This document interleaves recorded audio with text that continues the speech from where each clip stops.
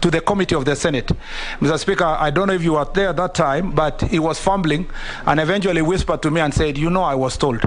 So, Mr. Speaker, the era of I was told should come to an end, and the era of stopping projects because you don't like the person who lives in that area or comes from that county. I, Mr. Speaker, will promise this committee that if I am elected, if I am approved by this committee to become the CS Roads, Transport and Public Works, I can assure you I will work for Kenyans to receive infrastructure in every part of the country, and no part of this nation will be denied infrastructure because, Mr. Speaker, of political choices that people make. And I can assure you, Honorable Opio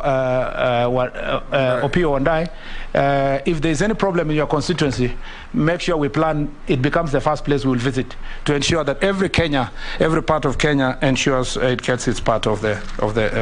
The last thing is open skies. Honorable Owen, let me use this to answer the whole thing about KA, Mr. Speaker, just briefly, is to say that KA has a responsibility to manage all airports. The Minister of Transport has a policy position on negotiating bilateral air agreements.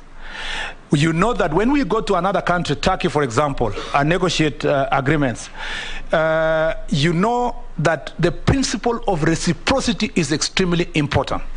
Because if you are giving a chance to an airline of another country to land in your country, they must also give you equivalent or equal rights for you to land in their country.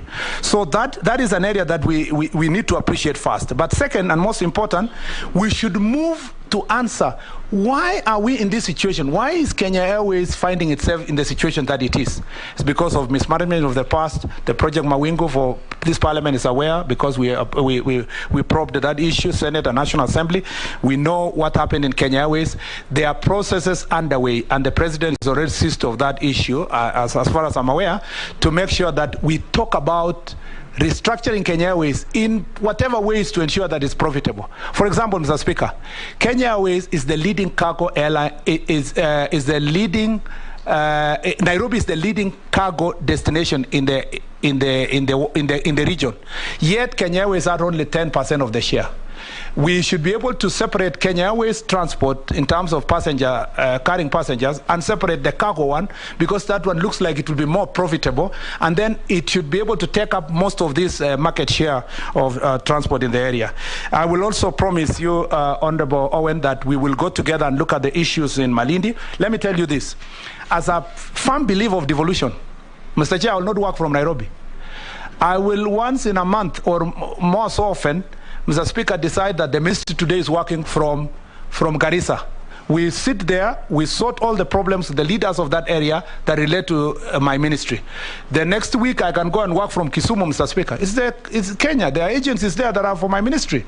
I work from there. I sort out all the issues, whether it's Kisumu Airport, whether it is the Homa Bay, Kendu Bay, the Kisumu Port, or I'm going to roads issues in all those parts of the region. Or I go to Mombasa and work from the port to see what's happening at the port, the roads, and all that. I will make sure, Honorable Owen, that we go and sit down in your county and sort out the issues that you have raised. Thank you. Can we take another batch of... point of information.